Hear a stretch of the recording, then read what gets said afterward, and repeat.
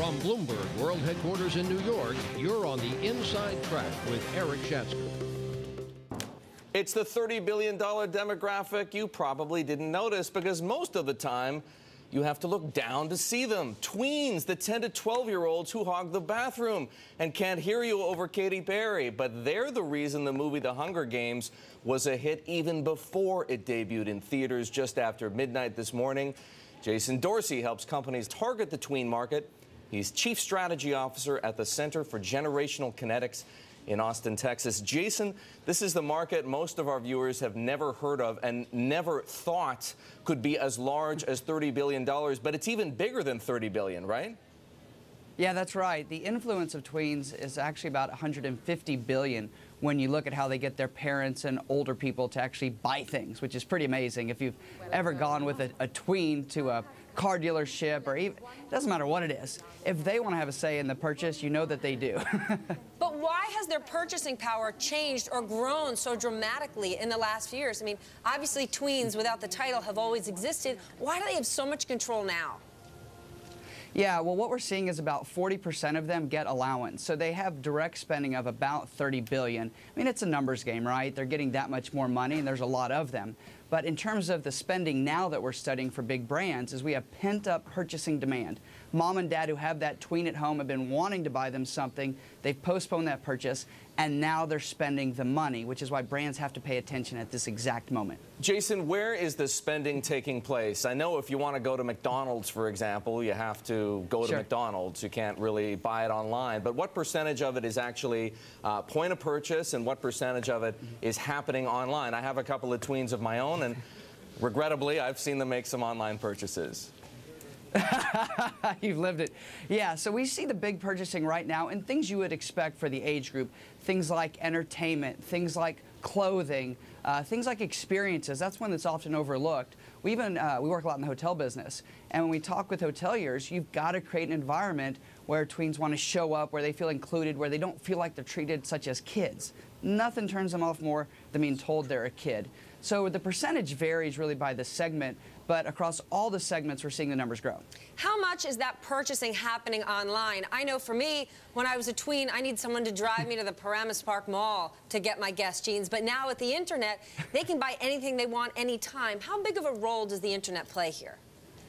It plays a really big role. Surprisingly, though, and this catches a lot of people off guard, we think mobile may eventually play a larger role. And the reason is parents are less inclined to give their kids unlimited access to the internet at this 9, 10, 11-year-old age. But what they are saying is, here's my iPhone, or here's my iPad, or here's whatever that device is that I can feel more in control, whether or not that's true. So what we're seeing with the internet with tweens, I think this is really important, is big brands are starting to create communities around getting tweens to show up. It could be through the use of video games that they put on their site, things targeted directly to them, even big insurance companies saying, well, what can we message out now to get 11 and 12-year-olds? And this is really important because if you think about it, the parents of these 11 and 12-year-olds, they want to be cool too. And we saw this on our Facebook page yesterday, all these parents writing that they're going to the Hunger Games because their 11 or 12-year-old son or daughter said, you have to go, we've got to be there, we're going to stay up and we're going to watch it.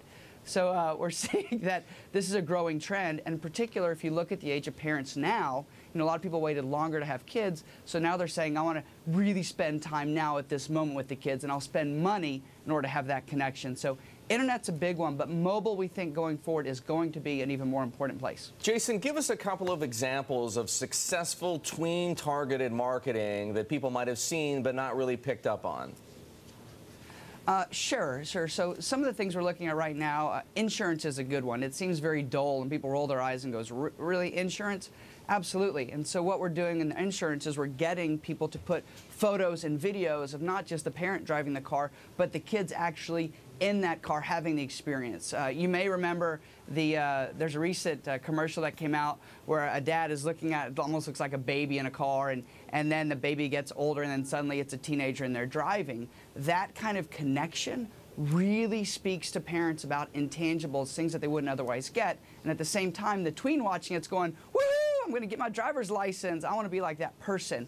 That's the kind of subtle push that we're seeing now. In terms of the actual overt marketing, the Hunger Games is just a great example of, and they do it, and this is pretty smart. They actually have a character who's about 16 years old, which if you look at tweens, that's the age that they want to be. They all think they're more mature than they are. If you have kids this age, you know what I mean. They're trying to push back how late they can stay up. They want to go out and have their own money, these kinds of things. And so they're really speaking directly to this group. And the key is you never want to speak down to them. If you treat them like kids, they're immediately turned off. And that is the big distinction. We talk with marketers, you've got to speak to them as if they're a little bit older, because then they feel you're really respecting them and valuing them. And the reality is, look, they're still kids. Jason? They don't see themselves in that awkward stage. He solved the riddle. This is why I have the taste of a tween. I am trying to be younger. That's what it is for me, Eric. Jason. That's why I'm a huge Katy Perry fan. Jason Dorsey's Chief Strategy Officer at Center for Generational Kinetics in Austin, telling us that don't talk down to your kids if it comes to marketing. All marketing is aspirational. We're back in a couple of minutes here on the Inside Track. Stay with us.